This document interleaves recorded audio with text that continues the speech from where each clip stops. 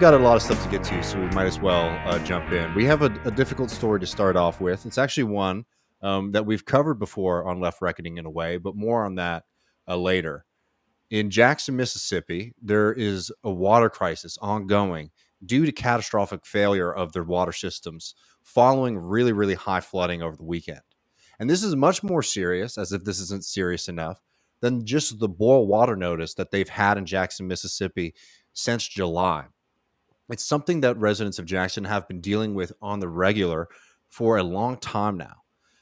It's not just that the water is unsafe to drink, pipes aren't working now, and most of the water that's coming out isn't safe for any kind of purpose.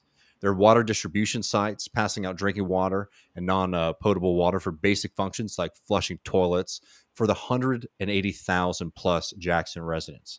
The National Guard has been deployed there to distribute water. People are waiting in lines that are taking hours, again, just to get one of the most basic necessities of life, water. People are waiting in line for hours. And people have been, as I said earlier, on this boil water notice since July. The O.B. Curtis Water Treatment Facility had their pumps, quote, severely damaged back in July, leading to the boil water notice in the area. And the recent flooding, which people might not have been aware of, but the recent flooding in the area has pushed this system into critical failure. And the O.B. Curtis facility, which produces around 50 millions of gallons a day under normal conditions, because that has gone and failed. Another facility that usually just produces only 20 million gallons a day is now being upped to produce 30 million, right? So all of these systems there are being extremely strained, again, by one of the most basic functions of government. And I want to talk a little bit about the politics. I think some people, especially people who watch this show, know about the crisis in the South politically, but also the different ways that you need to view that versus this kind of snotty New York Times reading person who's like very mad at these poor states for not being able to run government efficiently. People who watch this show understand the reason that we have these kind of crises is because there has been a prolonged class war in this part of the country, as there is everywhere, that has been aimed at destroying and waging war on people's basic rights here, and that right to water is a very simple one. And this crisis has been no exception. It has been no exception. The response has been a complete joke. The governor of Mississippi, Reed, knew the system was in crisis, as did the mayor of Jackson, Chokwe Lumumba, who had been warning about this for a very, very long time. The damn governor of the state did not even invite the mayor, right? Because I'm sure people, just being very clear, governor is a Republican, the mayor is a Democrat. Did not even invite the mayor to the press conference on Monday about the water crisis there, right? Like, this goes beyond just like, well, of course, like when that happens, it's like, well, that's just sort of like, typical playbook. That's just basic kind of politics, right? You have all of the major officials represented there. I just, Right. Bring that up to show like how dysfunctional that system is there on purpose, right? It's dysfunctional on purpose. The governor doesn't invite the mayor. They haven't even spoken directly. They've been speaking through indirect channels throughout this entire crisis. And I mean, there's more to get to, but like, let's just start here. Here's a clip from a press conference that the mayor of Jackson, Chokwe Lumumba, had recently that I think, puts out a lot of these dynamics pretty clearly. The city of Jackson has not cut off water to any resident. We never cut off water. The lack of water was due to a lack of pressure in the system, which we stated was complicated by the flood waters that we received. It is because of our transparency that the state is aware of the many challenges that our system is facing. It is because of our transparency that we know about the staffing shortages. It is because of our transparency that they know about the system issues. And it is because of our transparency they know about the numerous equipment failures that we have. This is a set of accumulated problems based on deferred maintenance that has not taken place over decades. So let's talk about what we do next. Let's look forward to the united front that we have now announced and we look forward to.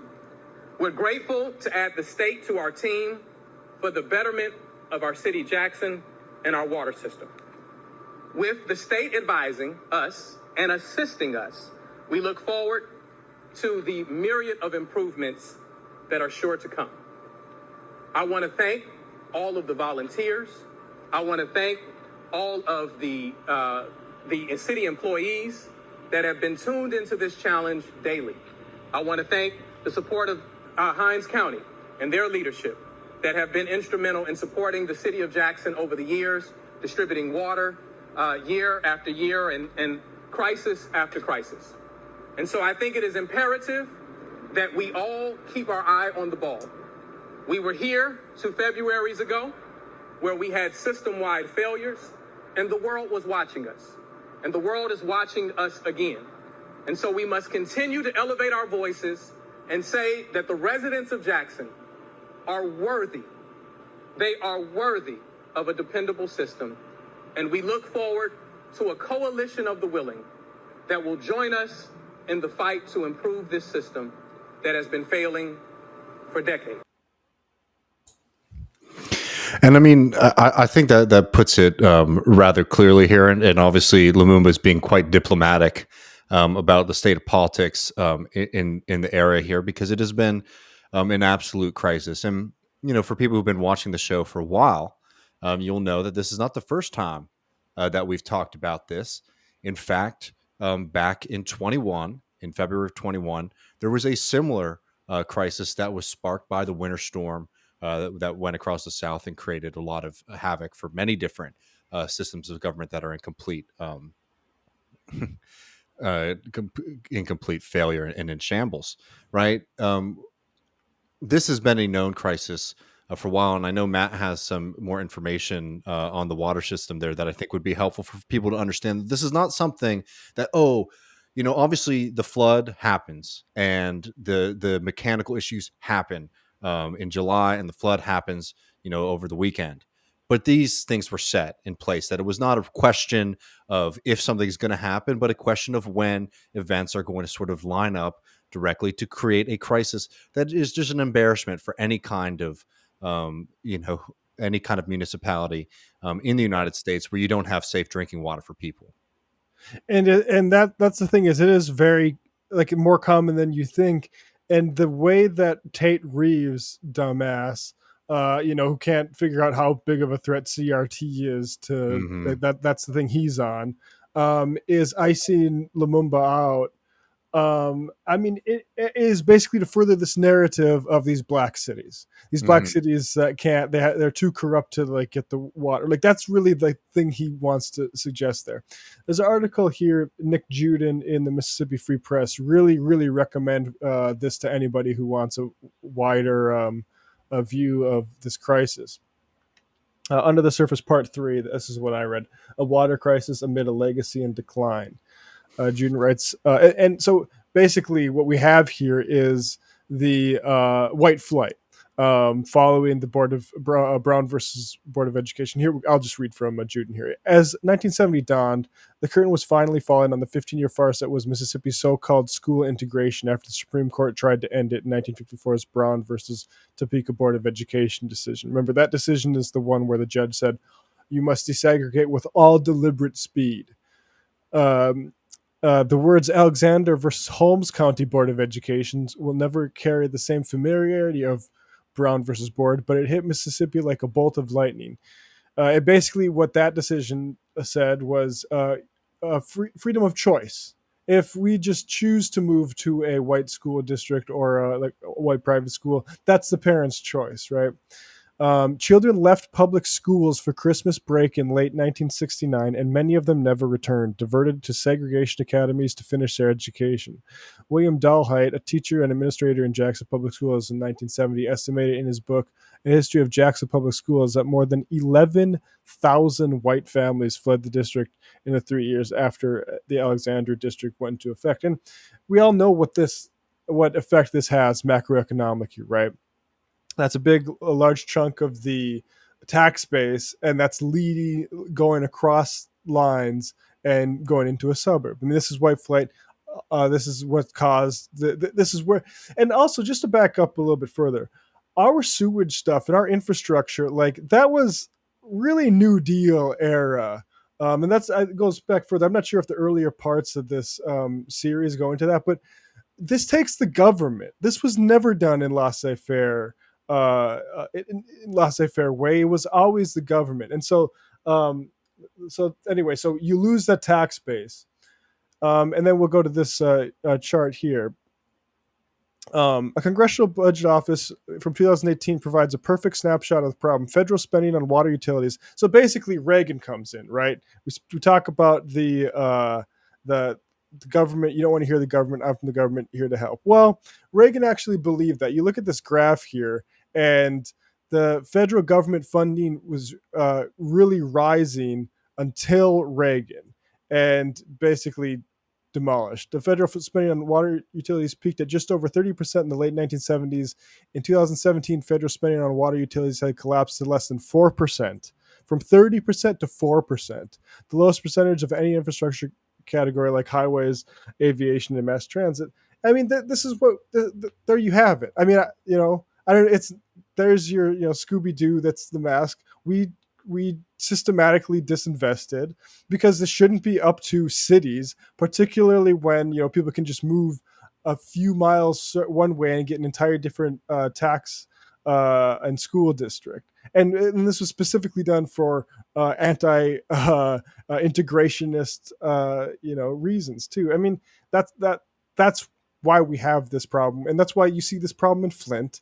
That's why you see these problems elsewhere. It's because of this, and the only way to do this, it's not like freedom or whatever the fuck. The federal government has to tax wealthier folks and put that into this infrastructure. I mean, there's so many things that go into this box too, right? Like as you were saying, like why is Reagan and all of these right wing folks waging war on federal investment into these systems? Well, why? Because they wanted to get private hands and private interests control of these systems. We've seen what the neoliberalization of our energy system and our water system have meant for people. It's meant lower quality, more failures, less certainty in some things that again are just like the basic functions of government. And at a certain point it becomes one of these self-fulfilling prophecies where they're like, oh well, look, the government can't do this. That is why we need Nestle to come in and control your water system, because they're the only ones efficient, right? It's self-sabotage to create the situation.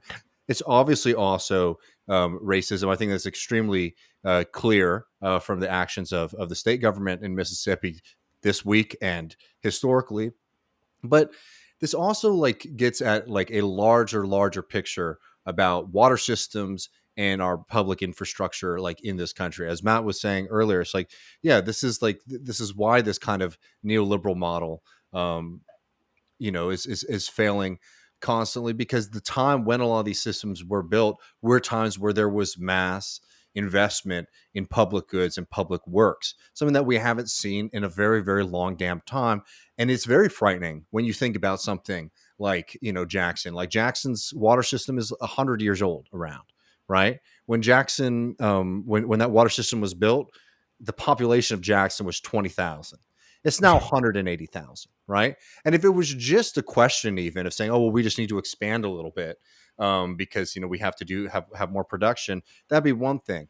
But it's that need for like more volume being produced and the fact that the systems that are already in existence have been uninvested in and neglected for so long. And there's a lot of reasons that go into that, right? And I think it's one of the things I want to like really hit home in this segment is you have to recognize that there are a lot of factors that go into these crises, because it absolutely is racism. It absolutely is a crisis of democracy.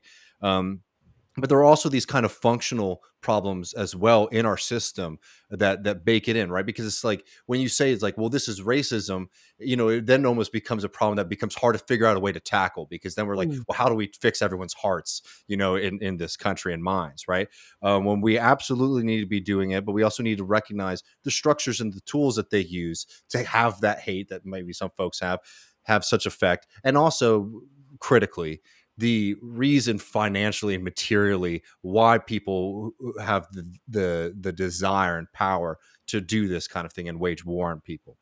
Um, Water is the most basic social service, and it's one that neoliberalism is exceptionally horrendous at because of the need of neoliberalism to slash social investment and create new avenues for profit. It's something that's made much, much worse when you see the crisis in democracy, as you're seeing there with the state government struggling to even communicate with the city government there.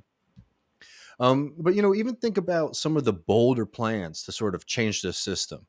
The spending in the IRA, the Inflation Reduction Act, and Biden's earlier American Jobs Plan is wildly inadequate to meet the needs of this country when it comes to a lot of things, including the water system. And when it does address them, it addresses them through what? Their favorite tool in the world: tax credits and giveaways to the rich, right? Why are city governments in such a bad position? City governments are in a bad position because, as Matt was saying earlier, you have the tax base leaving the city. And then why do state governments continually cheapen their tax base? Because the way that our system is set up in this country right now is a system of tax warfare between state versus state, right? If you don't have the same kind of infrastructure, if you don't have the same kind of attractive economy like other states, the best thing to do is to lower taxes. Not for the people, but if you want to say, I brought this many jobs to my community, which most politicians, that's their number one aim, is to sort of get reelected. Because they have a very limited relationship with the people at large. You have this system where it's a race to the bottom, and every state is basically trying to cut corporate taxes as much as possible, which lowers their tax base, and then leads to more of these kind of devastations in socially funded things. On top of all of that, cities and states, even in the best circumstances, do not have the power that the federal government does when it comes to budget, because state governments have to have balanced budgets and city governments have to have balanced budgets, which leaves this crisis where, like, when we talk about, like, yeah, local politics are damn important. We talk about that, particularly local movements.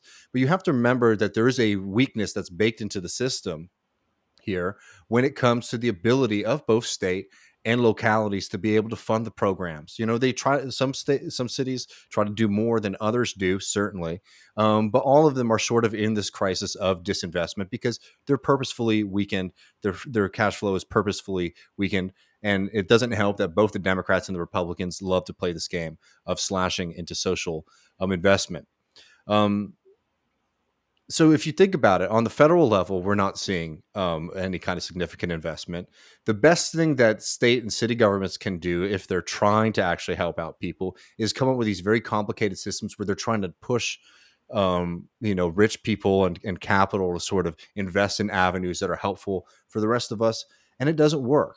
And if you're sitting here thinking that, well, this is a problem only in reservations in this country or in the South or places like that, you are dead wrong.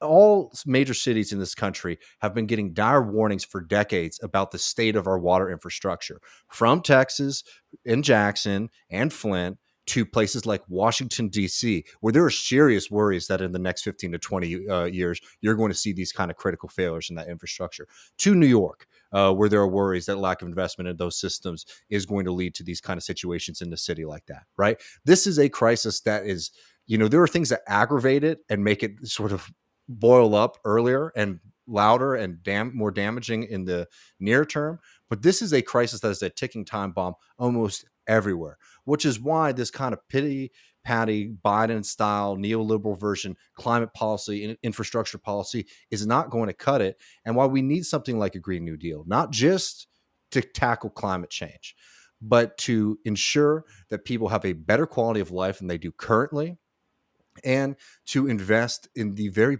basic functions of government, and to claw away from the private power that has devastated us. If it's private ownership of electricity, one of the most fundamental, resources that we have in a modern society, to things as even more basic on a human biological level like water, we need to get private hands as far away from these systems as possible and decommodify these things and provide them to the people at little to no cost, and preferably for free. And we can do that. That's actually not a radical or crazy thing to want. The things that stand in front of us is the power of private interest and the power of these corrupt, anti-democratic politicians in this country who do not want to see any kind of serious movement that is fighting for the betterment of the people, which is why, as Matt was saying earlier, the governor of Mississippi is much more quick to respond to things about CRT and nonsense like that than he is to the constant warnings from people in Jackson that our system has not been fixed since 2021, and something needs to be done before it gets much, much worse. And now we're in that moment, and they literally are saying, we don't know when we're going to be able to have the water back on. We're having to shut down schools, stay at home, and come and wait in line, leave just to wait in line for 3 to 4 hours so that you can get 6 bottles of water. Use 3 of those to flush your toilets and then divvy those up between your family to drink to sustain your life. It's a real travesty. This is like a moment where you're seeing the system crumble and shake in front of us. And sometimes these water stories aren't the sexiest thing, I think, for a lot of folks, but this is actually one of the more dire crises that we're seeing in this country, and we desperately need a solution that takes the crisis seriously enough, and that solution is something like a Green New Deal. Yeah, absolutely. And I'm not sure if any of Build Back Better's infrastructure regarding water and stuff got into the IRA. First cursory glance didn't seem that promising to me. But like that is absolute like necessity. And anybody like that was applauding the bipartisan infrastructure bill and which nobody fucking reacted to because no one gave a shit. No one thought it would move the needle because most people that don't work for fucking Washington Post or Newsweek know this is actually where we're at. That we're we're way behind. We don't need just a little top up. We need a wholesale like redoing of infrastructure in this country. So I mean, like, it's a pretty large bill. So fairness if something's missing. But from what I understand and from what I've been reading, the investment is incredibly shallow. It's a lot more sort of pushing around the edges with some potential grants to quote unquote like at-risk communities, which is one of those things we've had Matt Huber on the show to talk about, where it creates this perverse thing in this country where you basically are trying to get, the 330 million Americans to sort of fight against each other for a dwindling amount of money that's nowhere close to the kind of serious social investment that we need to match and beat this crisis.